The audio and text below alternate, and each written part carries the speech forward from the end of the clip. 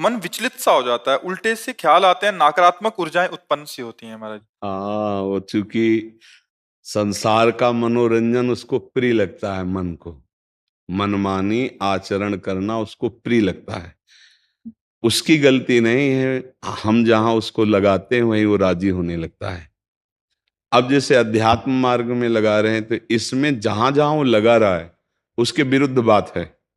उसको भोग चाहिए, उसको हर इंद्रिय के मना खष्टान इंद्रियाणी प्रकृति स्थान कर सती, पांच ज्ञान इंद्रियों के द्वारा वो विषयों में विचरने का स्वभाव बना लिया है। भगवान कह रहे हैं आप भगवान के अंश हैं, ममैवांशो जीव लोके जीव भूता सनातना मना खष्टान इंद्रियाणी प्रकृति स्थान कर सती। आप इस मन के भुलावे में आकर, मन भोगों के भुलावे में आपको फंसाकर ये सदैव अधीन रखा है। अब अध्यात्म सुनना शुरू किया, अध्यात्म चल तो अध्यात्म में मन को वश में किया जाता है। और अभी तक आप मन के वश में रहे, तो जब आप सपोर्ट नहीं देंगे तो वो आपका सपोर्ट करने लगेगा। इसकी चाल समझना, क्योंकि आपके बिना उसकी कोई सत्ता नहीं, वो आपके बिना कुछ नहीं कर सकता, आपके दस्तखत से ही करेगा। जैसे हमारा मन कह रहा है मैं देखूं, हम कह रहे नहीं देखना है, और वो 100 बार कहेगा देखो, आप कहोगे नहीं ये देखो, अब वो लग जाएगा जिधर आप लगाओगे। पर वो कुछ समय तक लगेगा, फिर वो आपको वश में करने की कोशिश करेगा, और वो जब आप ना करेंगे तो आपको जलाएगा। अगर उस जलन को सह गए तो मन को अधीन कर लेंगे, और नहीं सह गए तो मन आपको अधीन कर लेगा। ये खेल चल रहा है। प्रायः सब मन के अधीन ही होते हैं। मन को कोई चेला बनाने वही सच्चा गुरु। दूसरों को तो चेला बनाना सहज है, मन को जो चेला बना ले वही सच्चा गुरु। मन ने सबको चेला बना रखा है, नहीं बना रखा? जैसा जैसा कहता है वैसे ही करना पड़ता है। और बड़ा बात यह है कि मन को हम जैसा कहें शास्त्र आज्ञा से वैसा चला ले, सो महात्मा, वही गुरु, वही भक्त। नहीं तो भाई भेष चाहे जो हो, पर मन के अधीनता से मुक्त होना बहुत कठिन होता है। कोई बिरला मन को अधीन करके भगवान की प्राप्ति करता है। तो आप लोग उसी बिरले में हैं, क्योंकि अगर सत्संग मिल रहा है, साधु संग मिल रहा है, और अध्यात्म की बातें सुन रहे हैं, अध्यात्म में चल रहे हैं, तो हम ये नहीं कह सकते कि हमारे ऊपर भगवान की कृपा नहीं। कृपा है, पर हमें विचलित नहीं होना। कम से कम ये बात आप स्वीकार करते हैं कि कभी कभी वो हमको गिराने की कोशिश करता है, अर्थात आपका बहुत सहयोग देने लगा है। तो एक समय था कि हम पूरे उसके अधीन थे, आज है कि आधा आधा हो गया है। आधा वो हमारे अधीन हो रहा है, आधा अपने अधीन करना चाहता है। तो चढ़ाई और चढ़ते जाओ, उसके पॉइंट कम करते जाओ, अपने पॉइंट बढ़ाते जाओ कि अब 60%, अब 65%, अब 70%। फिर जिस दिन 100% तो तुम्हारे अधीन हो गया, उसी दिन भगवान के आनंद का जो स्वरूप है वो प्रकाशित कर देगा। अब ये लड़ाई बहुत जोर की है, छोटी मोटी लड़ाई नहीं है। वो छोटा मोटा शक्तिशाली नहीं, बहुत शक्तिशाली है। क्या? आपको सपोर्ट देगा, राधा राधा राधा, फिर धीरे से आपके सामने रखेगा। देखो इतने दिन जब करते हुआ कोई सुख तो नहीं मिल रहा, इसको भोगो, अभी आनंद आ जाएगा। और देखो ये भोग आपके पास व्यवस्थित है, देखो ना, अभी आनंद आ जाएगा। अच्छा, अब रुका राधा नाम, अब वो उस भोग में ले गया। अब राधा नाम जपना चाहोगे तो अच्छा नहीं लगेगा, अरुचि, वो अपने अधीन करता चला जाएगा। कोई विवेकवान गुरु कृपा पात्र इसकी ये चाल समझ जाता है, अरे अरे मुझे तो पुनः फंसा रहा है, गिरा रहा है। नहीं नहीं नहीं, राधा राधा राधा राधा राधा राधा राधा राधा राधा, तब बचा जा सकता है। ले ये बहुत प्रवीण है मन, बहुत फुसला के फंसाता है। ऐसे ही फंसाता है कि देखो देख लेंगे, छुएंगे थोड़ी, नजदीक पहुंचा जिस विषय का, छू लेंगे, कुछ होगा थोड़ी। और धीरे धीरे धीरे वो तुम्हें तुम्हें लगेगा कि यार गलती हो गई, ऐसा क्यों हो गया, ऐसा यूं हो गया कि उसकी चाल को नहीं समझ पाए हम, उसकी चाल को नहीं समझ पाए। हर एक इंद्री के साथ ये जुड़ा हुआ है। ये सुन लेंगे, ये देख लेंगे, ये छू लेंगे, ये भोग लेंगे, इन्हीं इंद्रियों के कारण हमें परमात्मा प्राप्ति नहीं हो रही। यही इंद्रियां भोगों में फंसाए हुए हैं, और उसका मुखिया ये मन है। और ये बहुत चतुर मंत्री है आपका मंत्री। पर ऐसा समझ लो कि भोला राजा और चतुर मंत्री, तो उसकी दुर्दशा कैसी होती राजा की। जो सलाह देता है वैसे ही कर देता है और वो फंसता चला जाता है।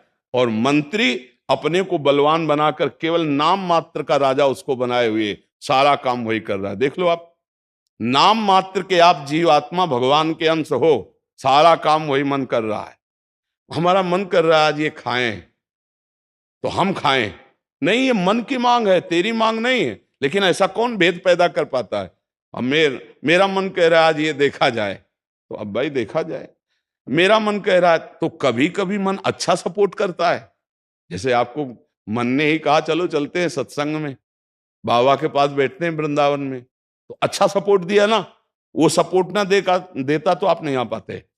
बस इसको अच्छे सपोर्ट के पॉइंट में लगाते रहो, और जब बुरा सपोर्ट करे उस समय सहना बहुत कठिन होता है। अगर मन ने ठान लिया कि अब ये करना है और आपने कह दिया ना, तो आपको जलाना शुरू करेगा, और उस जलन को जो सह गया, यम ही न व्यथ्यन्ते पुरुषम पुरुषर्षव सम दुखा सुखाधीरम स्वमृतत्वाय कल्पते, उस जलन को जो सह गया सो भगवान को प्राप्त करने की सामर्थ्य रख लेता है। बहुत कठिन है मन की जलन को सहना।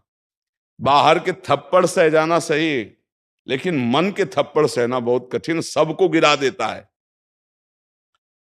इसका बहुत विचित्र बल होता है, और इससे बचने का केवल एक उपाय है, नाम जब न छूटे और ये स्वीकार मत करो कि मुझे चाहिए।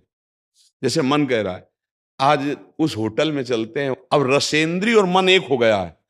अब आपको लगता है मेरी मांग है, तो बोले भाई आज मेरा मन कह रहा है यही, आज मेरा मन कह रहा है कि आज उस होटल का भोजन होना चाहिए। अरे तेरा मन कह रहा है, तू खुद कह रहा है, अब उसमें निर्णय करो सही है कि गलत। अगर गलत लग रहा है इसकी चाल, तो आप मत जाओ। घर में रोटी दाल बनाओ, इसको अच्छा नहीं लगेगा, ये 100 बार कहेगा नहीं नहीं, तो आपको नहीं भाई आज तो यही खाना पड़ेगा। कल भले विचार करेंगे, कल विचार करेंगे आपकी बात पर आज नहीं, आज तो ऐसे बस में करना होता है। एक साधु के मन में आई कि खीर मिले, बहुत दिन से नहीं मिली, मन है कभी कुछ भी सोच सकता है, बहुत व्याकुलता हो गई, बस खीर खीर खीर। तो एक भगत के यहाँ गए, 10-5 गाय भैंस बंधी थी, और उनका कहा कि आपकी श्रद्धा है संतों पर। उनका महाराज आदेश कीजिए। तो बोले 10 संतों के लिए खीर बना सकते हो आप? बोले 20, घर का दूध है, हम 20 संतों के लिए बना देंगे। बोले हम 11 बजे आएंगे दोपहर के, आप बना के तैयार रखिए। वो अकेले आए, तो उनका और संत? बोले और संत यही है सर। अकेले कमरे में बैठे 20 संतों की खीर, और कहा आप लोग बाहर हो जाइए, हम एकांत में पाना चाहते हैं।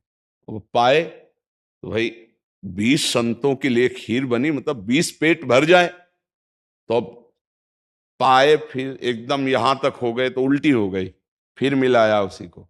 फिर मन कह रहा नहीं अब खीर नहीं चाहिए। बोले नहीं, खाओ खाओ खीर खाओ।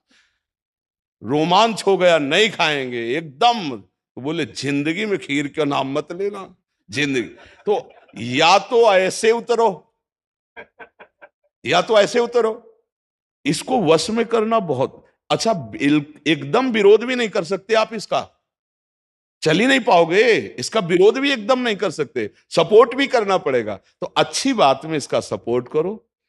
अब कह रहा है जैसे हमें आज मीठा खाना है, ठीक है तुम्हारी मांग बुरी नहीं है। गए किसी अच्छी दुकान से लिया, ठाकुर जी को भोग लगाया, पाली, तो उसका सपोर्ट हो गया। अब वो बुरी बात कह रहा है, अब नहीं मानना है। उस समय जो जलन उसे सह जाओ, बस यही साधना का है। मन को अगर अधीन कर लिया तो बात बन गई। एक हम बार बार सुनाया करते कि मन मारिया तन बस में की ना, हुआ भरम सब दूर, बाहर से कछ दिखत नाई, अंदर चमके नूर। आपो त्याग जगत में बैठे नहीं किसी से काम, उनमें तो कछु अंतर नाई, संत कहो चाहे राम। वो गृहस्थी में भी है।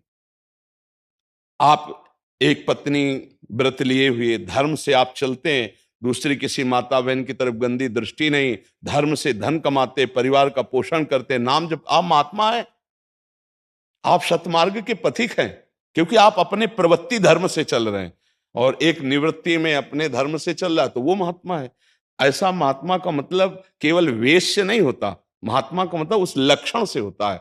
अगर आप भागवतिक लक्षण से हैं तो आप भक्त हैं, आप वैष्णव हैं, आप महात्मा हैं। तो मनुष्य जीवन का परम लक्ष्य है मन को अधीन करके परमात्मा प्राप्ति करना। अगर मन अधीन नहीं हुआ तो परमात्मा प्राप्ति में बड़ी बाधा खड़ी हो जाती है। नाम जप करते रहो, धीरे धीरे वो बल आता रहेगा नाम जप से कि आप मन को अधीन कर लोगे।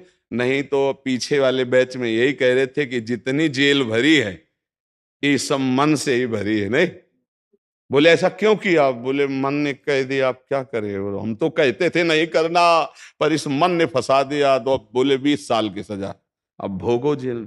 मन की एक हरकत ने पूरा जीवन बर्बाद कर दिया। मन की एक हरकत ने फांसी पे चढ़वा दिया। वही मन की तो हरकत है। तो हमें लगता है बहुत होश में रहा जाए। ये जो मंत्री है सलाहकार मन, इस पर नजर रखी जाए कि इसकी गलत सलाह पे दस्तखत ना करो। और अगर आप इस स्वीकृति नहीं देंगे तो कुछ नहीं कर पाएगा, पक्का समझना।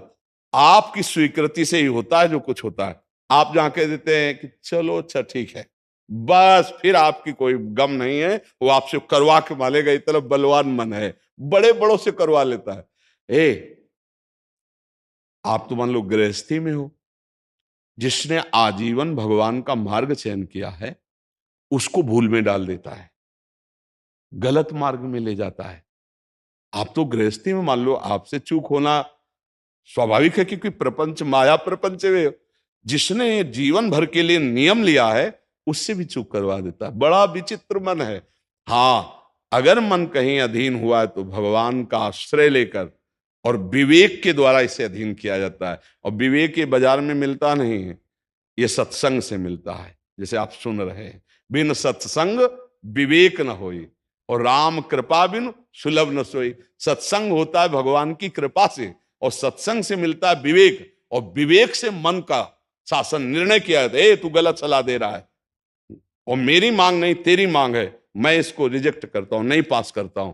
बस वो कुछ नहीं कर पाए। पर इतना ज्ञान नहीं रहता भैया, जहां वो मन से आज गरम गरम कचौड़ी दाल की हो और फिर चटनी हो, फिर अब आप खोज करोगे कहाँ बन रही है, हम खरीद के खाए। मन ऐसे फंसा रहा है। आप देखो ना, अपने घर में सब भोग सामग्री है, लेकिन जिनका मन, जो भजन नहीं करते, जो सत्संग नहीं करते, उनका मन गंदे आचरणों में फंसा है। घर में वो सब भोग सामग्री है, धर्म पूर्वक भोग करके वो भगवान को प्राप्त कर सकते थे, लेकिन वो अधर्माचरण, कलह, अशांति घर में है और उनका मन कहाँ ले जाता है? गंदे गंदी जगह उनको फंसाए। ये मन की चाल है। आपके घर में है, धर्म पूर्वक भोग सकते हैं, लेकिन आपसे अधर्म करवाता है, पापाचरण करवाता है। आप विचार करो क्या है इन शरीरों में, क्या है या उन भोगों में क्या है?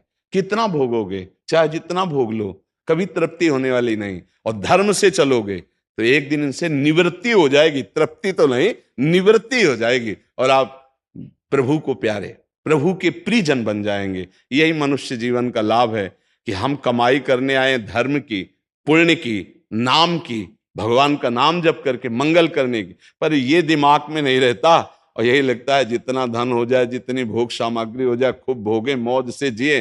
पर अधर्म आचरण करने वाला कभी मौज से नहीं रह सकता। ये शब्द याद रखो, चिंता, भय, शोक, घबराहट और दुख, ये उसको कभी छोड़ेगा नहीं जो पाप कर्म करता है। अचानक बेमतलब की कल्पना भय की सवार रहेगी और धीरे धीरे वो मन डिप्रेशन में पहुंचने लगता है। क्यों? क्योंकि पापाचरण हो जाता है। और वो घर के किसी व्यक्ति से ठीक से बात नहीं करेगा। क्यों? अंदर से डिस्टर्ब हो चुका है। ये क्यों हुआ? बोले पापाचरण से हुआ। आज बहुत ज्यादा लोग डिप्रेशन में जा रहे हैं, बहुत ज्यादा लोग। इसका कारण जानते हो क्या है? यही मनमानी आचरण। मनमानी आचरण बचपन से शुरू हो जाता है, गंदा आचरण, गंदा व्यवहार, और वो दिमाग काम नहीं करता। एक प्रियता हमारे अंदर होती है कि कोई हमें प्यार करे, आप समझ ना। एक हमारे अंदर प्रेम की मांग होती है कि कोई हमें प्यार करे। नौ किशोर अवस्था में, जब यौवन अवस्था का, अगर उस समय हमें गलत संग मिल गया तो विक्षिप्त हो जाता है चित्त। अच्छा, प्यार कोई समझ पावे तो मुश्किल की बात है। प्रेम का निर्वाह तो सिर्फ भगवान करते हैं, या भगवान प्रदत्त ऐसा कोई दे दे जो प्रेम का निर्वाह करे। नहीं, अपने हृदय से जिसको हम प्रेम करते हैं और वो कहीं दूसरी जगह देख रहा है, अब विक्षिप्त हो जाएगा वो व्यक्ति, नहीं हो जाएगा। और ये प्राय बहुत तायत में हो रहा है। क्यों? क्योंकि पूर्व संस्कार बन गए। अच्छा, जैसे देखना, बॉयफ्रेंड गर्लफ्रेंड, ब्रेकअप, फिर बॉयफ्रेंड, फिर गर्लफ्रेंड। समझ रहे हैं क्या संस्कार पड़ रहा बच्चों के अंदर?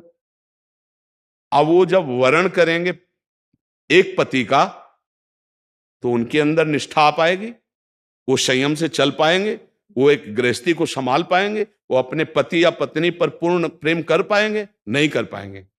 क्यों? क्योंकि आदत खराब हो चुकी, संस्कार खराब हो चुके। अब ये हमारे समाज में ज्यादा फैल रहा है, नहीं फैल रहा है। अब जहां मन को संयम में लाने की बात आती है, वहां मन को तो हमने पहले ही रद्दी कागज बना दिया, पहले ही हमने उसको गंदा कर दिया। अब कैसे हो सकता है? गृहस्थी बहुत पावन मार्ग है, कोई ऐसा नहीं है। मान लो पवित्र शरीर दोनों के हैं और फिर धर्म से ग्रहण किया गया, तो वो फिर एक अच्छी गृहस्थी बनती है। अब पहले ही, इसलिए भाई बहुत संभालने की जरूरत। आप तो बड़े भाग्यशाली जो अध्यात्म में इस बात को समझ रहे, नहीं तो आज हमारा समाज थोड़ा गलत रास्ते की तरफ जा रहा है, गलत मार्ग है जिसको कोई समझ नहीं रहा। हमारे नवीन नवीन बच्चे, नवीन नवीन बच्चियां, नवीन नवीन भाई इस भूल में फंस गए कि ये सुख है और ये भोगना मतलब जीवन का लाभ है। नहीं नहीं नहीं, इसको धर्म के अंतर्गत रखा गया। देखो, हमारे शास्त्र में 4 पुरुषार्थ रखे गए: धर्म, अर्थ, काम, मोक्ष। काम कहां है? तीसरे नंबर पे है। पहले में क्या है? धर्म। और आखिरी में क्या है? मोक्ष। जो धर्म से चलता है, धन धर्म से कमाता है, धर्म से काम भोग करता है, वो मोक्ष को प्राप्त हो जाता है। आज 2 बातें हट गई, पहली और आखिरी। धर्म और मोक्ष हट गया, अब अर्थ और काम रह गया, नहीं रह गया। बस यही पशुता बढ़ती चली जा रही है। अब ये संतों की बातें कड़वी लगेंगी समाज को, लेकिन भैया बहुत गलत रास्ते में अपने लोग जा रहे हैं। इससे लौटना अभी संभव है, अभी लौटना संभव है। अगर कदम आगे बढ़ते चले गए तो आप लौट नहीं पाएंगे। आप देखो, हमारे नवीन बच्चों में बहुत डिप्रेशन की ये बात आती चली जाए। क्यों? विक्षेप पे विक्षेप पड़ रहा है। अब वो उससे आसक्त है, वो ब्रेकअप हो गया, अब उसका दिमाग पे जो भार पड़ा, वो पूरे जीवन की जीवनी शक्ति को नष्ट कर रहा है, चाहे बच्चा हो चाहे बच्ची हो। मतलब कई ऐसी समस्याएं प्रकट हो रही हैं जो अपनी बात कह नहीं सकते हैं और अंदर ही अंदर वो अपने को खोखला कर लेते हैं। हमें लगता है कि माता पिता को, परिवार को इन समस्याओं से, बच्चों से जुड़कर उनको हटाना चाहिए, उनको शिक्षा देनी चाहिए, उनको ऐसा मित्रवत बल देना चाहिए जिससे उनकी मानसिकता उभरे। अगर ये छूट बनी रही, इसे कहा जाता है दोस्ती, लेकिन भारी दुश्मनी फैल रही है, भारी हमारे जीवन का नाश करने वाली वृत्तियां फैल रही। तो इसलिए इससे बचा जाए और नाम जप किया जाए। अगर मन को छूट मिल जाए तो नरक पहुंचाने की पूरी व्यवस्था कर देगा। मन को छूट मिल जाए तो भारी से भारी अपराध करा देगा और जलाता रहेगा। इसलिए मन को छूट ना दी जाए, और मन को छूट ना दी जाए इसके लिए जो चाहिए विवेक, वो सत्संग सुना जाए, और जो बल चाहिए वो नाम जप किया जाए। नाम का बल